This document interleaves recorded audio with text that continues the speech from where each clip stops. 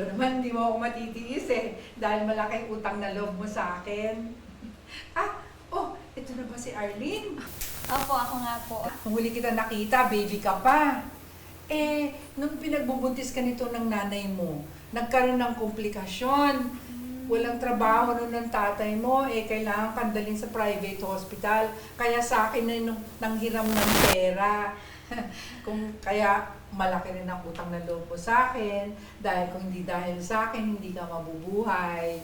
Ako po si Ana Marin, gumaganap na Lea dito sa Wish Ko Lang, Utang na Loob episode. Mahilig siya manumbat. So inuulit-ulit niya parang yung ginawa niyang kabutihan, sinusumbat niya palagi. Parang hindi niya nakakalimutan. At yun, palagi niya pinapaalala kung ano yung ginawa niya na parang hindi na natatapos. Huwag ka mag-alala, babayaran ko yun. Kaso tita, sakto lang po yung pera ko dito ngayon. Ilalagay ko na sa savings ko. Ano ka ba naman? Ang pera ginagastos, hindi tinatambak, no? Pambihira ka naman. At saka, 200 lang naman, hindi naman 1 milyon ang hinihiram ko sa'yo. Napakaliit na bagay, kukumpara mo doon sa tulong na binigay ko sa inyo ng nanay mo nung ipinanganak ka. Pinakaayaw ko yung mga chismosa. Yung mga na talaga nagsasalita at kinukwento kung ano yung mga nangyayari. Malaki o maliit na bagay, simple o hindi simple bagay.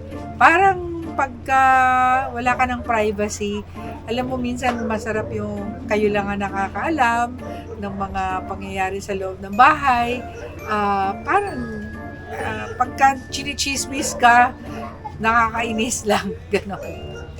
Gusto ko lang po kayo lahat invitein. Manood po kayo ng Wish Ko Lang, episode namin Utang na Loob. Ito pong Sabado, 4 ng hapon. Manood po kayo at nakakatuwa. May aral din at pagkakataon ho na mainis kayo sa akin.